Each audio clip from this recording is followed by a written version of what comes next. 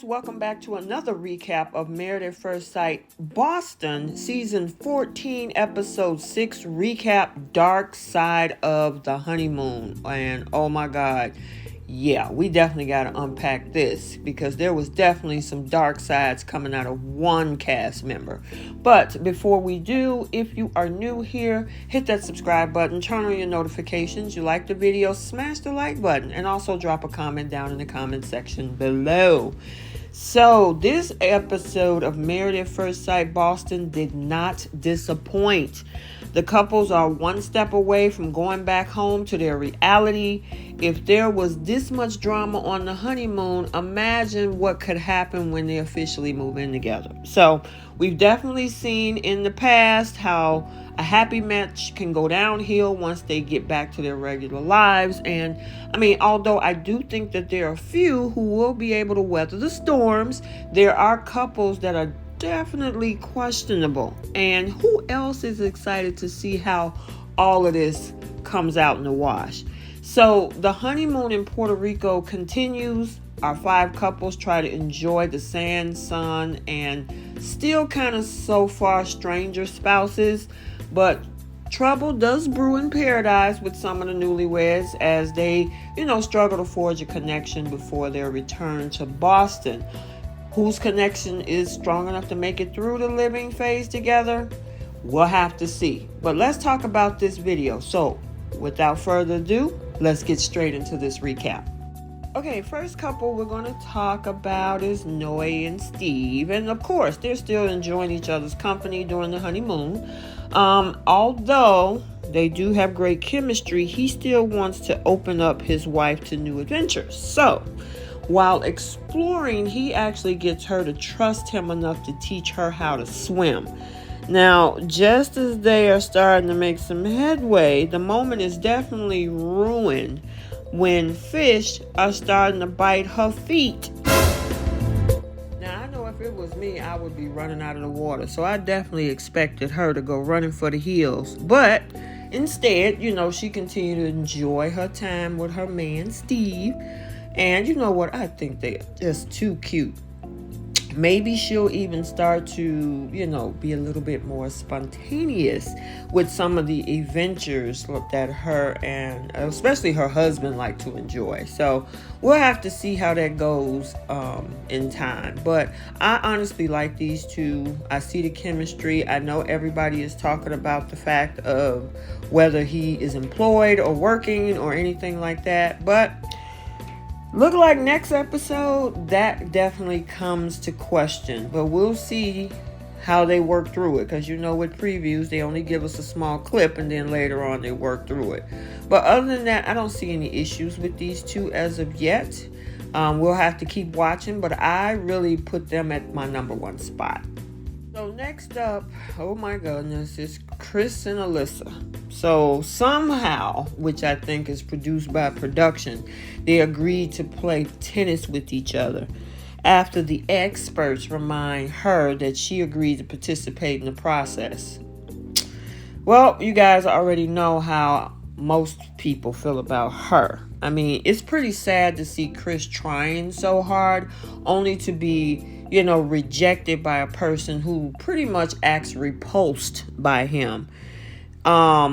It's one thing her not being attracted to him, but the unkind part is not okay. After the game is over, we saw stuff go downhill real fast. I mean, Chris asks about her intentions after the honeymoon, and she shut the conversation down. She gets with production about how he aggressively is flailing his hands. I'm like, you just coming up with stuff. She's not comfortable living in the same apartment with him, but she still want to move into the same building to hang out with the ladies. What? Bro, what are you talking about? Excuse me? I mean, for some reason, the producers have to explain to her that she is not on the show to hang out with the other participants.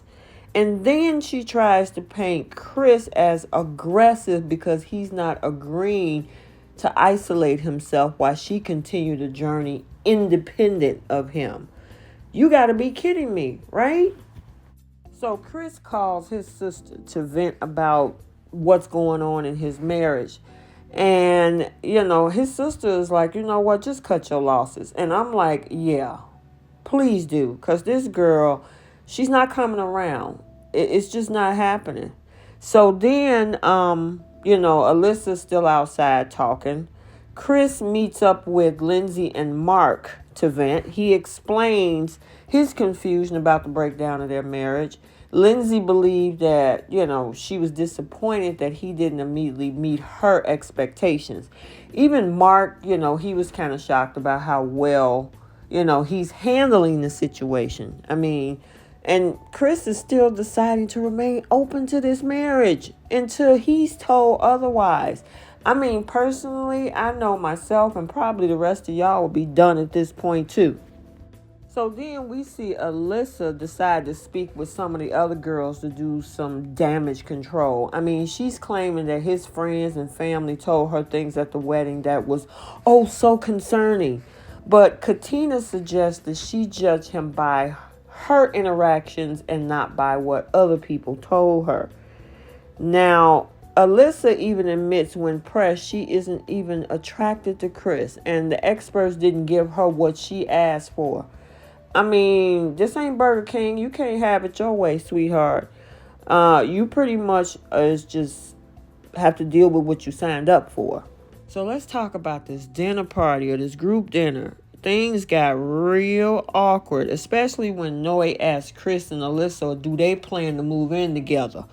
Alyssa pretends like they have never spoken about the topic. And then she turned around and suggested they both live in the apartment separately for a period of time. Chris was shocked and lets her know he isn't even interested or entertaining sharing the couples like divorced parents. Obviously, he want a married experience just like the rest of these folks here. I mean, did Alyssa think she was signing up for girls' trip and not married at first sight? Seriously? I mean, what the heck is going on in her mind? Then she resorts to whining and crying and shifting the blame to distract the real issue. I mean, it was crazy.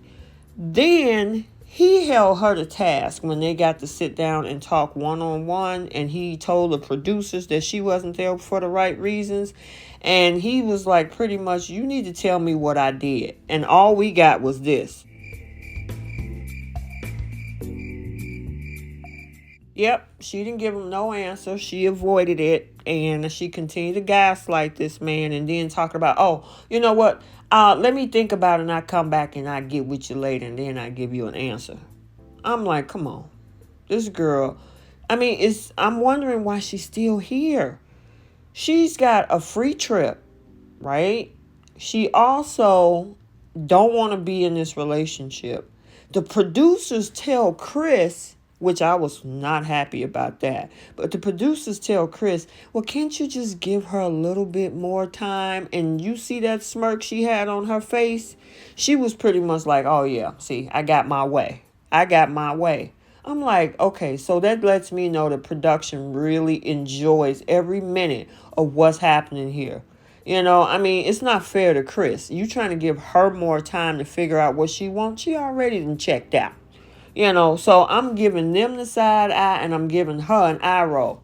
This is absolutely ridiculous. They need to send her butt home. And from what I hear, I don't think they're going to be in the same space after a while. But yeah, she needs to go home.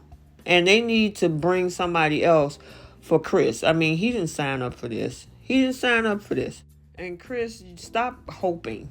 The probability of her turning around, even though you hanging on to 1% of whatever breadcrumbs she can throw you, you're selling yourself way too short. So you need to let it go. I don't care if you do think the experts match the right person with you. That girl don't want you. Just don't even torture yourself. And especially the producers, he should be giving them the side eye too. Let's move on. So, on a little bit of a lighter note, let's talk about Olajuwon and Katina. So, Katina is beginning to realize just how intense her husband can be when he's doing something. So, they were out horseback riding, and once again, we saw Olajuwon get a little pushy. Now, I guess at this point, the behavior can no longer be seen as an isolated incident when it is very reminiscent of the actions during the workout session. And he even said this is something that he does, but he also likes the fact that she established boundaries with him. So look like she's working with this. She know where to tell him to slow your roll, and he does it, which is good to see. It's not like he's overboard. And she seems to be very, extremely patient. So, let's talk about this group dinner. So, Olajuwon definitely had some great insights about Alyssa and Chris's relationship. He felt that Chris has been sacrificing and putting his feelings on the line just to make Alyssa happy. And in his mind, those are characteristics of a great spouse, which I agree, but he needs to stop focusing on her because she's not that spouse. And he also said that if she would stop focusing on his looks and see the effort, she could actually have a great husband. So he gave some pretty good insight when it comes to that. I like the interaction and the way that they discuss things, both Katina and Olajuwon. And again, I'm liking this couple. So they're definitely high on my list up there with Steve and Noy. So we'll have to keep an eye and see what happens with them. I think cooking is going to be the next thing with this couple in the next episode, because we got a glimpse of that, but we'll see how they work through that. So let's move on to our next couple. Talk about Mark and Lindsay. So look like they kissed and made up most definitely after having that fight the previous night about him pulling back. But despite making up after their fight, things are still not going as planned. So apparently his landlord, aka mother figure, had been stressing him out with all these emergency calls all through the night. She has even threatened to evict him and even send him a new lease to sign during the honeymoon. And on top of that, there's a bed bug infestation. Yikes. I thought he had cats. I know cats don't have bed bugs, but maybe it came from another tenant. I don't know.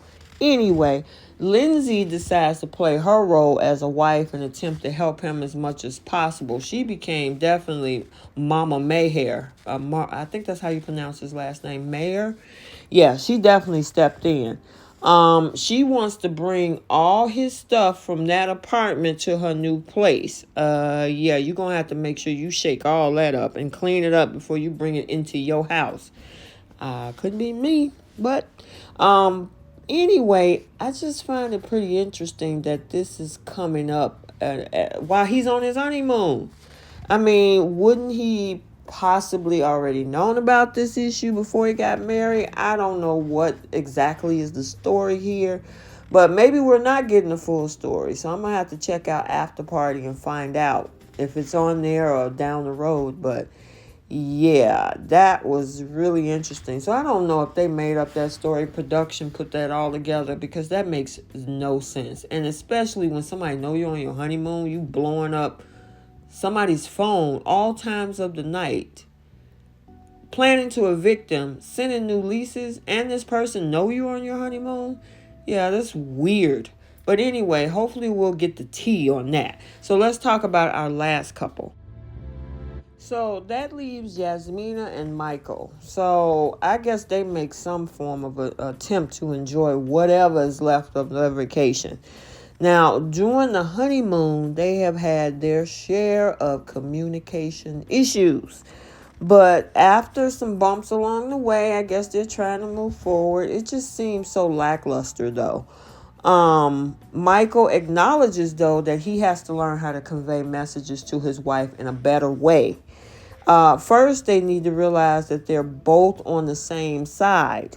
I mean, seriously. They also need to remove the ego that they got going on and stop trying to be right in every situation. And you know what? If they can do that, I think they can actually make this thing work. But until then, it's not going to happen. And, I'm surprised at the little waterfall thing that they even kissed each other. I mean, Jasmina is not feeling this dude. And then her private confessional about him being loud and aggressive and saying all these things. I can't picture him doing that, especially being raised around all those sisters and the mom and stuff like that. I mean, it's possible. I don't know. I'm not calling her a liar. It's just that I'm trying to picture that because he's very low key. He seems to be reserved.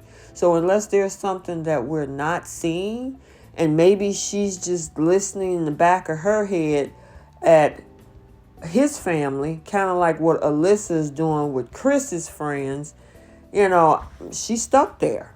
So we'll have to see. I had so high hopes for this couple, but obviously it ain't working, So my top 3 so far is Steve and Noy, Olajuwon and Katina, and then possibly Mark and Lindsay. So we'll have to see. Let me know what you think. But in the meantime, Chris, he needs to stop hoping. And as for Alyssa, she needs to go home because this ain't girls' trip. She wants to be with these folks. I want to hang out with my girls. I want to hang out with the girls. They got husbands. If you want to go hang out with a bunch of girls, find your single friends and y'all go kick it. Otherwise, they have a process to go through too with their husbands. So you need to figure that out on your own, sweetie. So let me know what you guys think in the comment section. Sound off. I appreciate all of your comments and, all the new subscribers on both the Australia and the USA side. And until the next video, like, comment, and subscribe, and we will see you soon. Bye.